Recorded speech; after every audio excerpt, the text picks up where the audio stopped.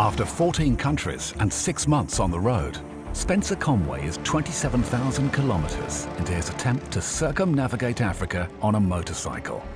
He's endured a near-fatal shooting, rough accommodation and treacherous roads, but has experienced the diversity of Africa, from its deserts to its savannas and the people who live in this vast continent. He's now in Angola on the west coast and is about to face some of Africa's most difficult countries. He's with fellow traveller Carl. They've recently had an incident at the border.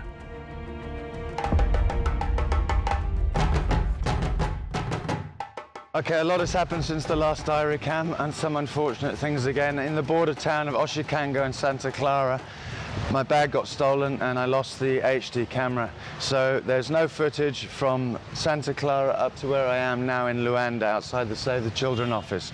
Been here for a couple of days, waiting for new credit cards, waiting for a new camera to arrive, and this is the first diary cam on that camera. Hopefully from here on, from Luanda up to the border with DRC, it's known to be a beautiful area, so we should be able to get some good footage over there.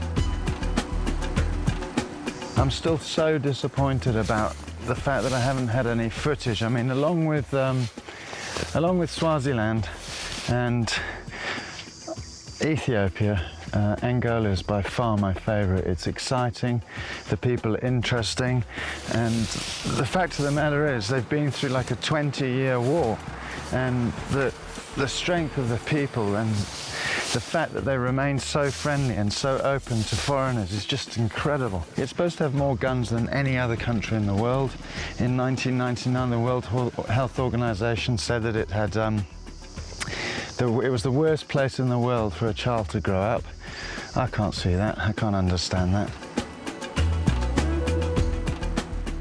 After leaving Luanda, Spencer intends to travel to a town called Weege, and then on to the border crossing with the Democratic Republic of Congo, or DRC for short. From there, he'll continue to the notorious capital Kinshasa and take the ferry across the infamous River Congo to Brazzaville and enter the Congo Republic. It's roughly 850 kilometers, and Spencer hopes it'll take him and Carl 3 days. So this is the typical sort of view all the way up here. It's just winding roads, very, very, very green. It's about 35 degrees centigrade, so it's pretty hot in the bike gear. Came across this, which is an adder, and it's just got the most amazing colours. Unfortunately it's dead, but just check out this. There's his eyes, you can see the blue eyes, and the wide head. That's the arrow-shaped head. Very fat, like a puff adder, but I mean, that's the kind of thing that I want to see alive. Obviously not biting me, but alive. Anyway, I'll put him down on the road and I'm gonna crack on, but that is just an amazing creature.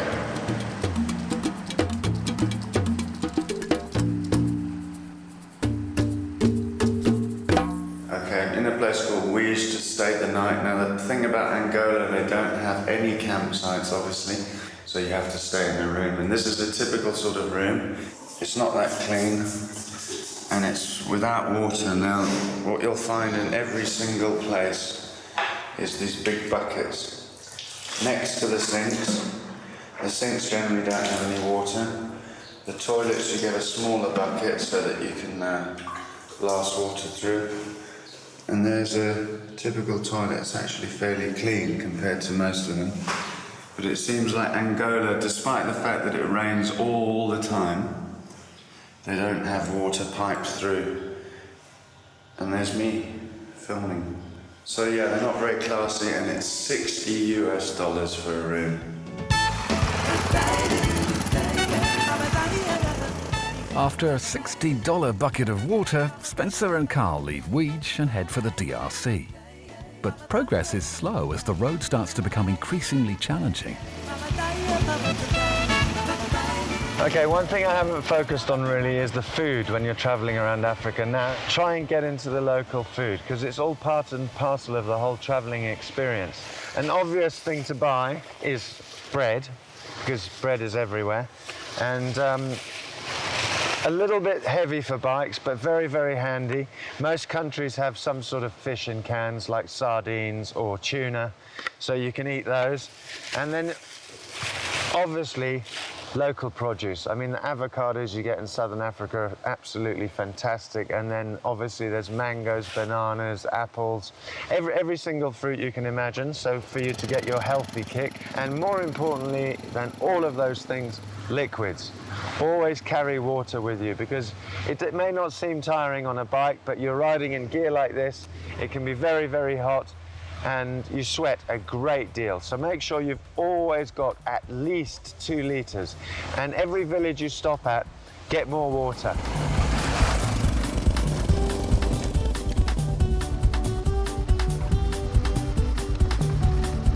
Okay, I'm just going through a really rough patch at the moment.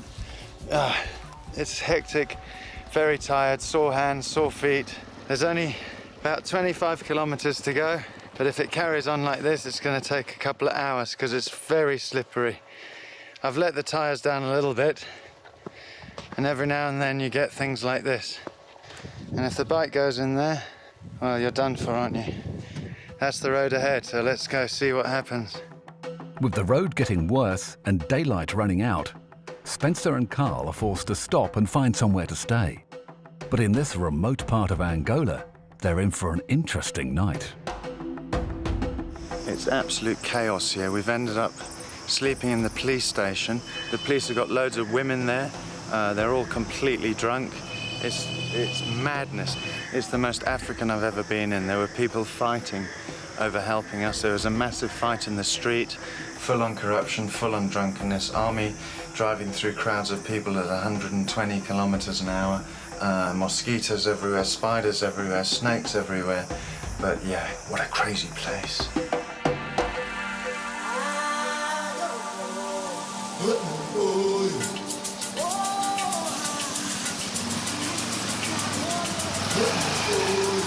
Right, the town we were in last night where we stayed with the police, the town was called Makela da Zombo, and we're heading to the border town of Banza-Soso. So I reckon I'm about 10 kilometers from there right now, and I come across this beautiful, beautiful river, which is obviously in full flow because it's rainy season.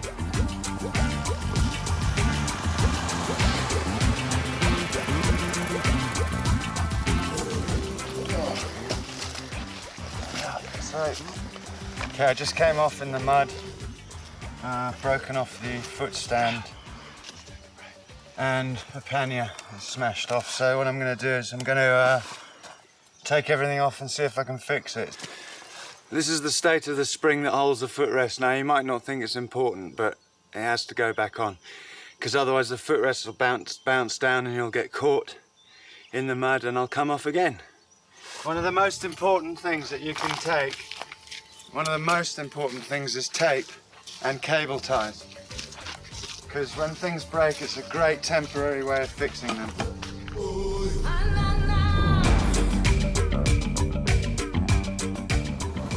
So got lost on the way to the Congo border, had to come back 18 kilometers, and now there's a tiny little path near a village where I have to turn off.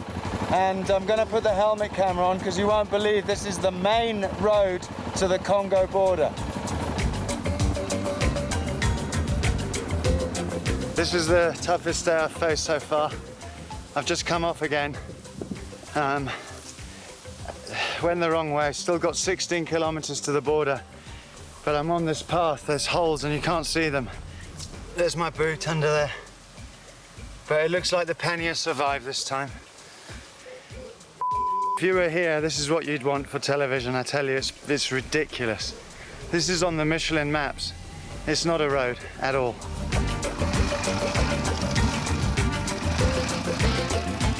So just having my lunch after falling off 3-4 times, don't know. And I'm impressed. No broken legs, no broken arms, just one injury. Isn't that pretty? It's not putting me off my lunch, though. After tough roads and getting lost, fuel is becoming an issue. The only way to get petrol in these remote areas is to stop in a village, order a delivery, and wait. But this isn't Spencer's only problem.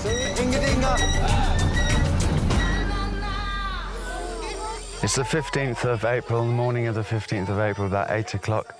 I'm still waiting for the guy to come with the petrol.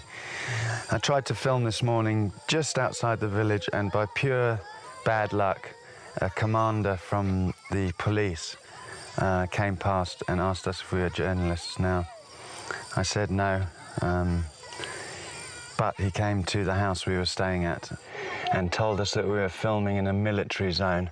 I've heard this story before. Okay, we're near the border, but we walked, a kilometre or two, and it looks like they're going to cause some sort of trouble. So the petrol hasn't arrived, so we've decided to leave anyway.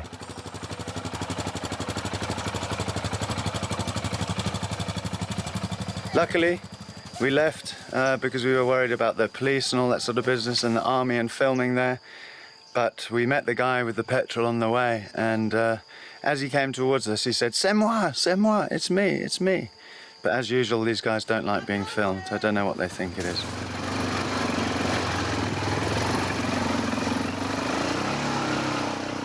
Okay, I've made a decision, a really harsh decision. I've decided to throw away the panniers.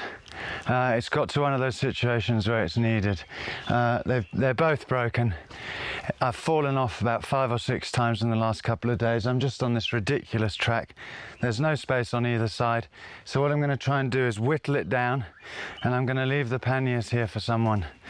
But it's when it comes to a difficult situation like this, you just have to forget about these material things and just try and bring it down to almost nothing. So this is the last footage where you'll ever see those panniers on my motorbike. But that's just the way it goes. Okay, au revoir. Au revoir. Bye-bye. Bye-bye.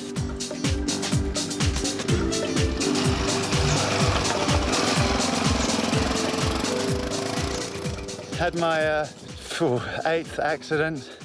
Hit the same damn elbow, look at that. So annoying. That's where I fell off. Came over that lump into this and slipped. Through sweaty perseverance and dogged determination, Spencer and Carl finally make it to the border crossing into the Democratic Republic of Congo.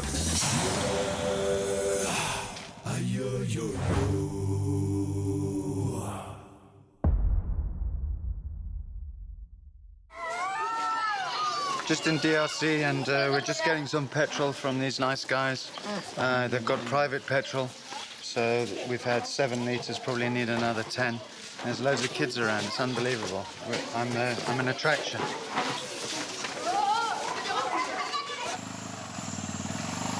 Okay, I started riding at 9 o'clock, and it's now 4 o'clock, and I've done 37 kilometres. And I really don't think I can carry on. I'm shattered. My arms are not working properly. It's just unbelievable.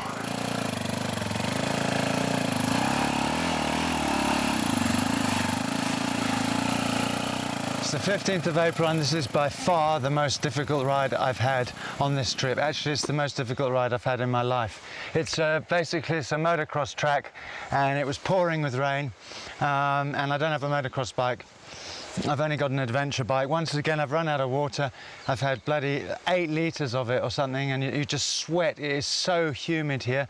But I'm making my way. I'm getting to Kinshasa. It's 160 Ks. I've done brilliant today. I've done about 40. Right, I'm about 60 kilometres, 140 kilometres from Kinshasa, and had to camp here in the night. It's absolutely boiling hot. Look at my hair. Must be about 35, 40 degrees, but it's so humid. I was told there was a good bit of road, and then it just became dreadful again. I suppose they've got nothing to compare it to, really. But couldn't face it anymore, and it started getting dark, so I just found a space in a field, well, field in the bush.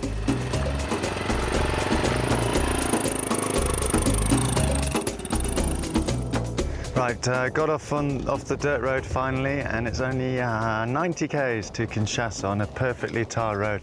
This is something that you have to consider if you're going to go on a trip like this. You are going to have down days. The mantra that I use is nothing is forever. Nothing lasts. So if you're in a situation you don't like, just think, okay, maybe tomorrow, maybe the next day, but I'm not going to be in this situation.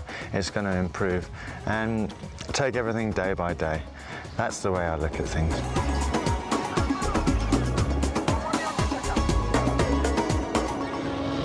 Right, I'm in the DRC, I'm in Kinshasa, and I'm very proud of it. I came through the border called Kisama, which almost nobody knows about. Most people go through the Matadi border, and I decided to risk it and go for the really, really tough roads, and how pleased am I. When I'd made it all the way through, the border guard said that he hadn't seen a European for 3 years.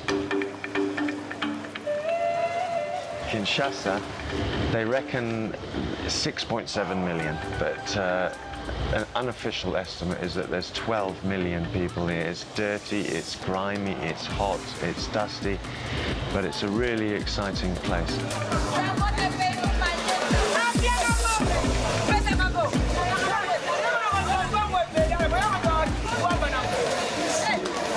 Pretty much everyone is trying to make a living on the street, and it's constant hassle. The police are everywhere, so you might get a couple of shots of Kinshasa, but it's extremely difficult, and I can't afford to lose my camera again, and I don't really want to go to jail here because it would be a bit grim.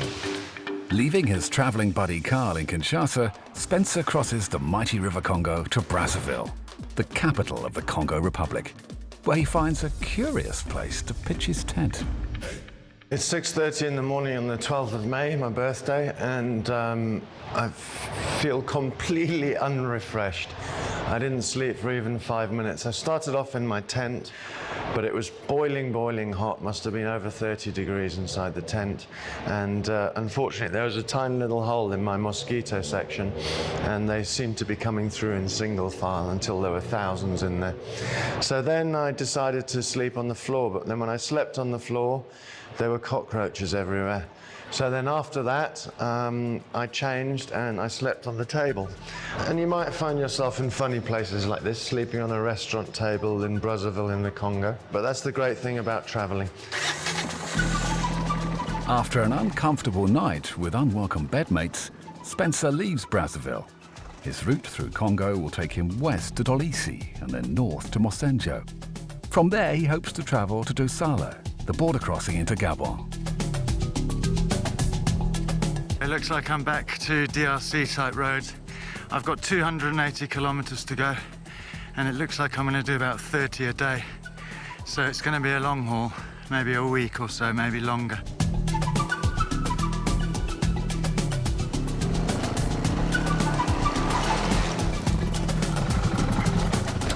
It's very slippery, and I've just come off again. I can't pick the bike up. I'm going to have to work on that one. After finding the strength to pick up his bike, it's not long until this brutal road catches him out again.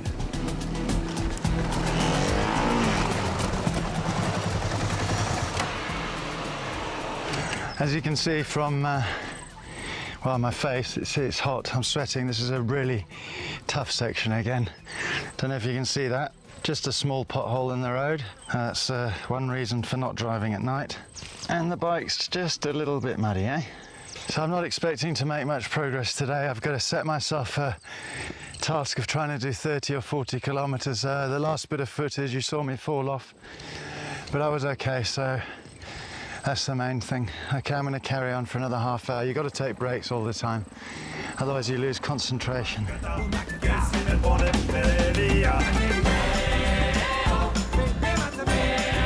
The road starts to improve, and Spencer makes good progress towards the Gabon border, lifting his spirits.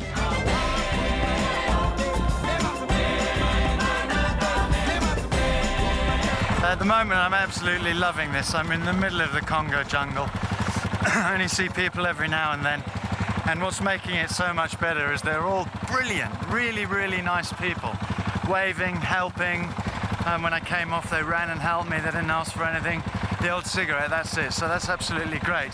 The road's getting so much better, so I can make progress now, but I'm not going to count my chickens, because when you do that, it gets really bad really quickly. But loving it today, loving it. Just hope the bike holds out.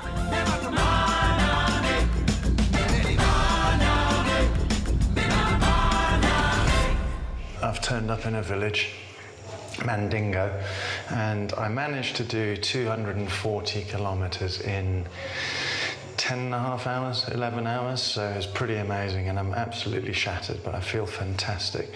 And I couldn't bring myself to camp because this room was $5. I mean, it's just, you can see behind, it's just a bed. So, well, that's all really, I'm just shattered, but I feel brilliant.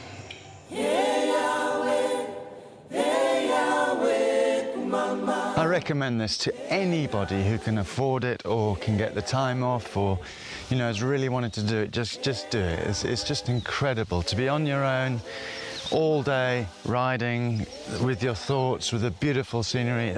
There's nothing to beat it. I could do it for the rest of my life. I'm driving along thinking, hey, this is going well. I'm pretty good at this. This guy comes past me on like a AG 200 with like biscuits for wheels. When I went round the corner, he'd stopped and he was waiting for me, and he wanted to show me another route because apparently a bridge had collapsed on the route that I was going to take. So wasn't that cool of him? And he took me all on the back routes, and we avoided this area. And his name was Philippe. I got a photo of him there. Excellent. That was an excellent little snippet of activity. Loved it.